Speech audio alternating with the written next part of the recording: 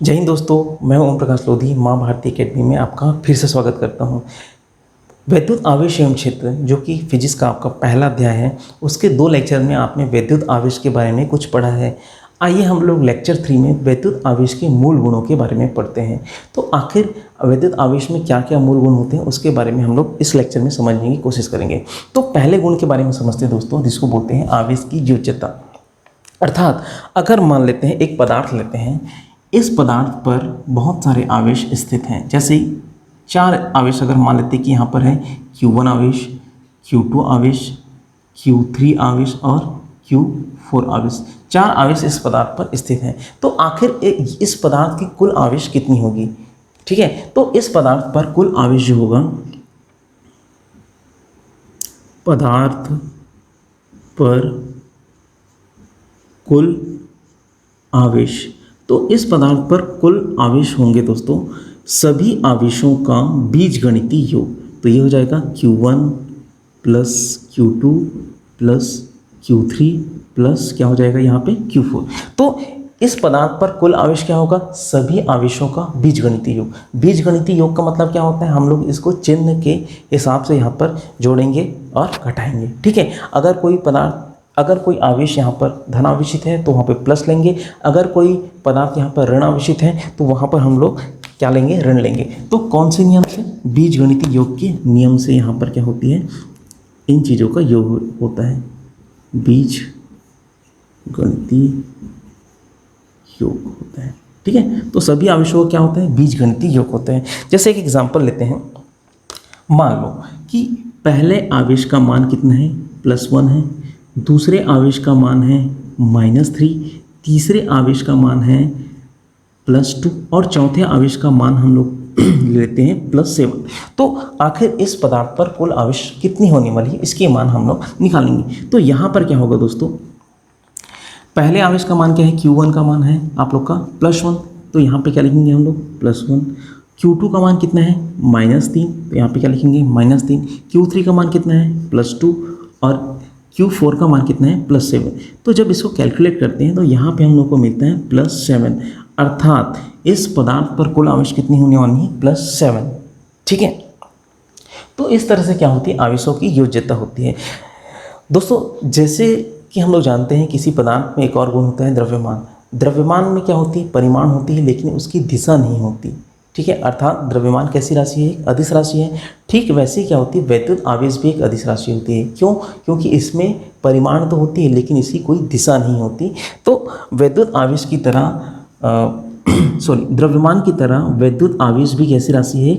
अदिश राशि है, अदिश राशि होती है। लेकिन अगर बात किया जाए कि द्रव्यमान और आवेश में कुछ अंतर होते हैं क्या, तो बिल्कुल दोस्तों, द्रव्यमान और आवेश में मूल अंतर ये होती है कि किसी भी पदार्थ का द्रव्यमान हमेशा क्या होती है? धनात्मक होती है। लेकिन अगर किसी पदार्थ के हम लोग वैद्युत आवेश की बात करें तो वो धनात्मक भी हो सकती है, ऋणात्मक भी हो सकती है और कुल आवेश कभी कभी 0 भी हो सकती है। तो इस तरह से क्या होती है? द्रव्यमान और आवेश में अंतर होती है। तो द्रव्यमान हमेशा क्या होती है दोस्तों? हमेशा होती है पॉजिटिव होती है, ऑलवेज। ठीक है, और आवेश की अगर बात करें तो ये धनात्मक भी हो सकती है और ऋणात्मक भी हो सकती है। ठीक है, तो इस तरह से हमने समझा कि आवेशों की योज्यता आखिर किसे कहा जाता है। इसके बाद हम लोग पढ़ते हैं दोस्तों वैद्युत आवेश के दूसरे मूल गुण की, जो कि है वैद्युत आवेश का संरक्षण। आखिर वैद्युत आवेश का संरक्षण किसे कहा जाता है?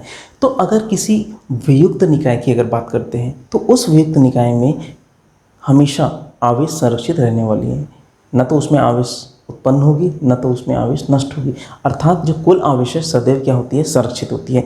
जैसे हम लोग एक आवेशन की प्रक्रिया करते हैं तो आवेशन की प्रक्रिया में होता क्या है दोस्तों? एक पदार्थ से इलेक्ट्रॉन निकलकर कहाँ चली जाती है? दूसरे पदार्थ में चली जाती है। तो एक पदार्थ से जब इलेक्ट्रॉन दूसरे पदार्थ में चली जाती है तो उस वियुक्त निकाय की अगर बात करें तो वहाँ पर न तो कोई आवेश उत्पन्न होता है और न ही कोई आवेश क्या होती है? नष्ट होती है। तो अगर बात करते हैं कि रगड़ने की प्रक्रिया में एक पदार्थ से दूसरे पदार्थ पर जब इलेक्ट्रॉन स्थानांतरित होती है तो कोई नया आवेश वहाँ पे उत्पन्न नहीं होता और ना ही कोई आवेश नष्ट होती है। ठीक है, अर्थात क्या होता है? किसी भी वियुक्त निकाय की कुल आवेश सदैव क्या होती है? संरक्षित होती है। जैसे एक एग्जाम्पल अगर लेते हैं तो आपको बहुत अच्छा समझ आएगा। जैसे एक हम लोग लेते हैं पदार्थ सोडियम लेते हैं। सोडियम में क्या होता है, 11 इलेक्ट्रॉन होते हैं और 11 प्रोटॉन होते हैं, ठीक है। एक दूसरा पदार्थ लेते हैं जो कि है क्लोरीन का। तो क्लोरीन में क्या होते हैं, 17 इलेक्ट्रॉन होते हैं और 17 क्या होते हैं यहाँ पे, प्रोटॉन होते हैं। अभी ये क्या है, सोडियम है और ये क्या है, क्लोरीन, ठीक है। तो आवेशन की प्रक्रिया के पूर्व अगर यहाँ पर कुल आवेश की बात करें, ठीक है, आवेशन की प्रक्रिया के पूर्व कुल आवेश की अगर बात करते हैं दोस्तों, तो यहाँ पर कुल आवेश कितना दिख रहा है आप लोग को, सोडियम में भी कितना आवेश है, 0, ठीक है। यहाँ पर कितना आवेश है, 0, क्यों, क्योंकि जितने इलेक्ट्रॉन है उतने ही क्या है यहाँ पे, प्रोटॉन है। क्लोरीन पर अभी कुल आवेश कितने हैं, उस पर भी 0 है, क्योंकि जितना यहाँ पे इलेक्ट्रॉन है उतना ही क्या है यहाँ पे, प्रोटॉन है। तो इस तरह से यहाँ पर कुल आवेश कितना है दोस्तों, 0। मतलब आवेशन की प्रक्रिया अर्थात रगड़ने की प्रक्रिया के पूर्व यहाँ पर कुल आवेश यहाँ पर कितने दिख रहा है हम लोग को, 0। अच्छा, जब इन दोनों को रब किया जाता है तो होता क्या है, एक इलेक्ट्रॉन सोडियम से निकलकर कहाँ चले जाता है, क्लोरीन में चले जाता है। एक इलेक्ट्रॉन निकलकर सोडियम से क्लोरीन में चले जाता है, ठीक है। तो होता क्या है, अब यहाँ पर क्या होगा, ये जो सोडियम है अब ये किस में परिवर्तित हो जाएगी, धनावेशित सोडियम में, ठीक है। और क्लोरीन किस में परिवर्तित हो जाएगी, ऋणावेशित क्लोरीन में।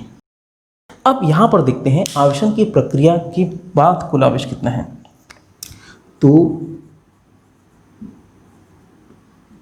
आवेशन की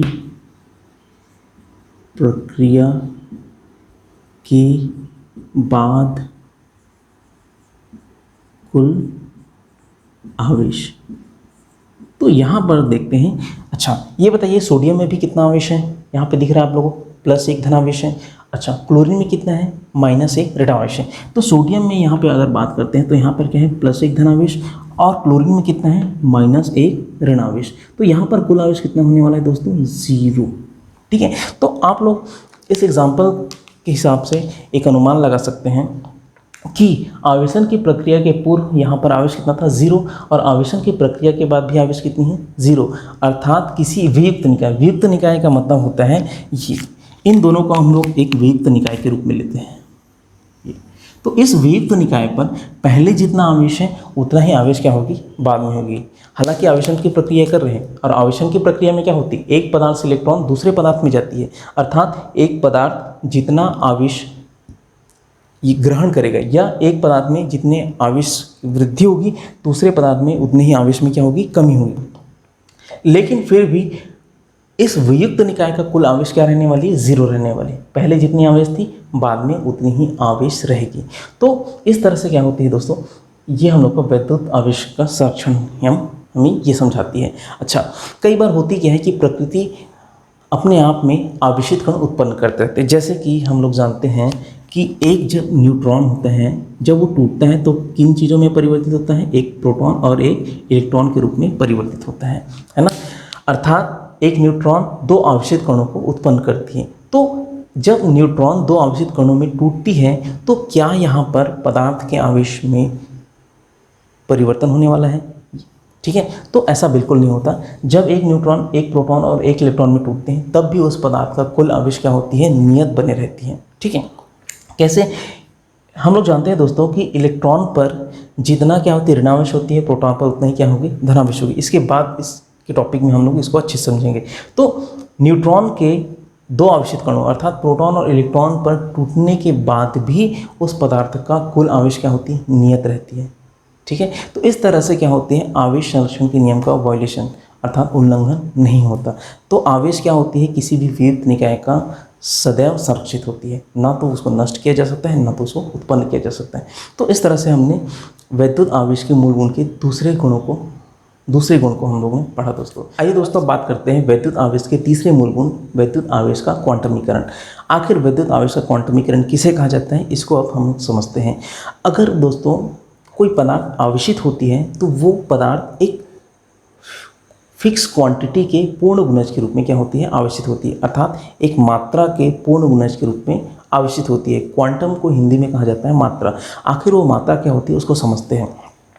जब कोई पदार्थ पर आवेश आता है तो उस पदार्थ का कुल आवेश का परिमाण आवेश की मूल इकाई जो होती है ई, जिसे ई कहा जाता है, उसके पूर्ण गुणज के रूप में होती है। तो जिस मात्रा की मैं बात कर रहा था वो होती है आवेश की मूल इकाई ई। अच्छा, आखिर इस आवेश की मूल इकाई पर आवेश कितनी होती है? तो वो होती है दोस्तों 1.6 गुणा 10⁻19 कूलम।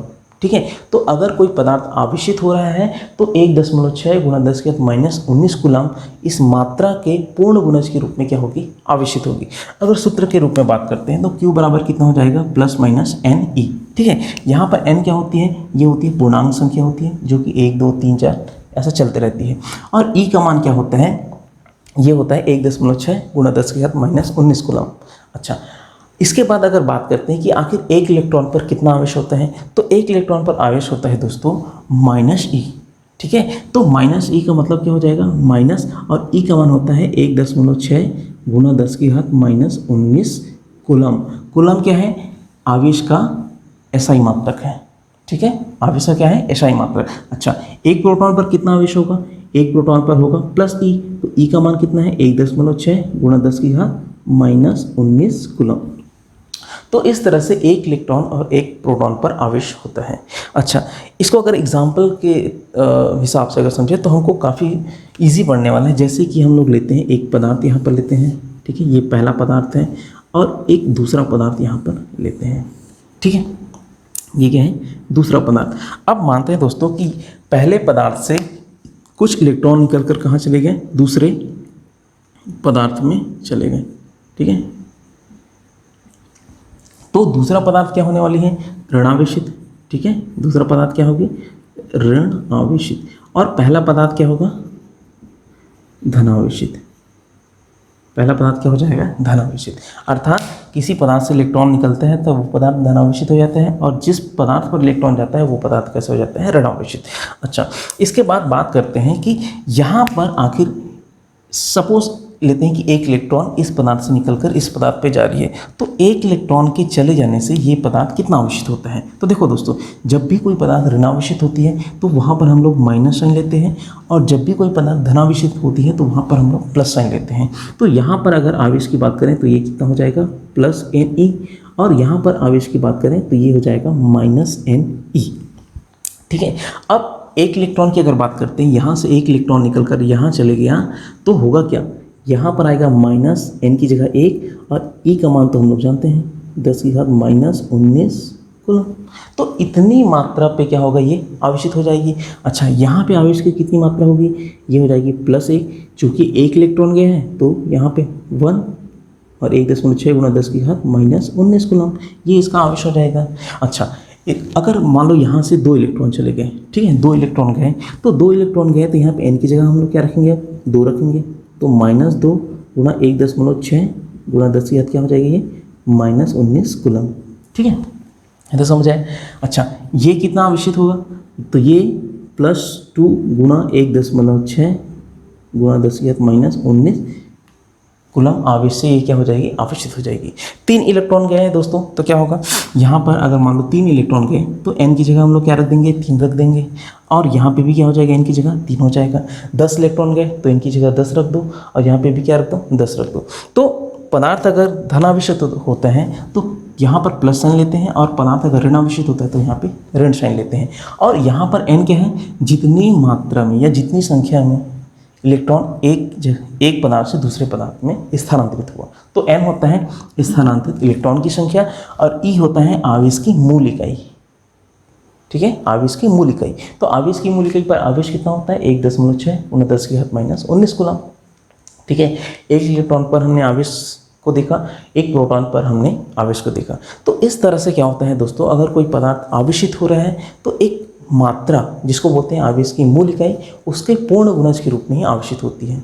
ठीक है, हम लोग ये कभी नहीं देखेंगे किसी पदार्थ का आवेश कितना है। 2 गुणा 10 की घात -19 कूलम आवेश किसी भी पदार्थ का नहीं होता।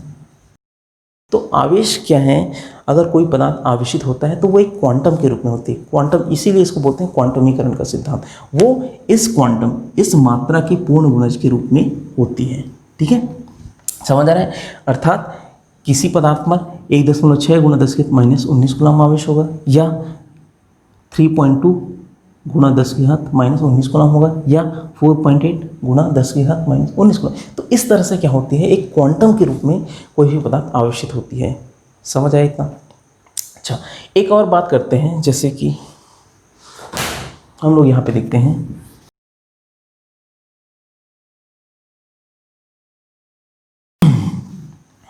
यहाँ पर हमने देखा कि एक इलेक्ट्रॉन पर आवेश कितना होता है, -1.6 गुणा 10 की घात माइनस 19। यहाँ पे क्या हो जाता है, ऋणात्मक, और प्रोटॉन में क्या हो जाता है, धनात्मक। अर्थात अगर मैं बात करूँ कि एक इलेक्ट्रॉन, ठीक है, या एक प्रोटॉन, ठीक है, पर आवेश कितना होता है, पर आवेश होता है 1.6 गुणा 10 की घात माइनस 19 कूलम। ये आवेश की बहुत कम मात्रा है दोस्तों, 10 की घात माइनस 19 के क्रम का है ये। अगर मैं बोलूँ कि कितने इलेक्ट्रॉन या कितने प्रोटॉन मिलकर एक कूलम आवेश बनाएंगे, ठीक है, अभी आवेश कितना है, 1.6 गुणा 10 की घात माइनस 19 कूलम है। तो आखिर एक इलेक्ट्रॉन के आने पर इतना कूलम आता है, तो ऐसे कितने सारे इलेक्ट्रॉन आएंगे कि यहाँ पर ये एक कूलम आवेश बन जाएगा। या इसको दूसरे तरीके से अगर मैं बोलूँ कि एक कूलम आवेश पर बताइए कितने इलेक्ट्रॉन होते हैं, या कितने इलेक्ट्रॉन के आने पर एक कूलम आवेश बनता है, या कितने धनावेश के होने पर एक कूलम बनता है। तो यहाँ पे सिंपल कैलकुलेशन करते हैं, 1.6 गुणा 10 की घात माइनस 19 कूलम आवेश पर कितने इलेक्ट्रॉन बनते हैं, एक इलेक्ट्रॉन या एक प्रोटॉन बनते हैं, ठीक है। तो आखिर एक कूलम आवेश पर कितने इलेक्ट्रॉन बनेंगे, तो क्या हो जाएगा, सिंपल इसको यहाँ पे भाग दे देंगे, 10 की घात क्या हो जाएगा, ये माइनस 19 इलेक्ट्रॉन हो जाएंगे इतने। इसको भाग दे दोगे तो ये हो जाएगा 1695 और 10 की घात माइनस 19 इलेक्ट्रॉनों के बराबर हो जाएगा। अर्थात इसका मतलब क्या हुआ कि ये ऐसा रहेगा, ठीक है। अर्थात इसका मतलब हुआ, अगर किसी भी पदार्थ पर इतने क्वांटिटी में, इतनी संख्या में अगर इलेक्ट्रॉन आता है, ठीक है, तब वहाँ पर एक कूलम आवेश उत्पन्न होने वाला है, ठीक है। किसी पदार्थ पर एक कूलम आवेश कब उत्पन्न होगा, जब 6 गुणा 10 की घात 18 इलेक्ट्रॉन, ये बहुत बड़ी क्वांटिटी होती है दोस्तों एक कूलम आवेश बनाने पर। तो एक कूलम आवेश पर इलेक्ट्रॉनों की संख्या कितनी होती है, 6 गुणा 10 की घात 18 इलेक्ट्रॉन। अगर इतनी संख्या में कहीं इलेक्ट्रॉन आया, तभी क्या होगा, वहाँ पर एक कूलम आवेश उत्पन्न होगा।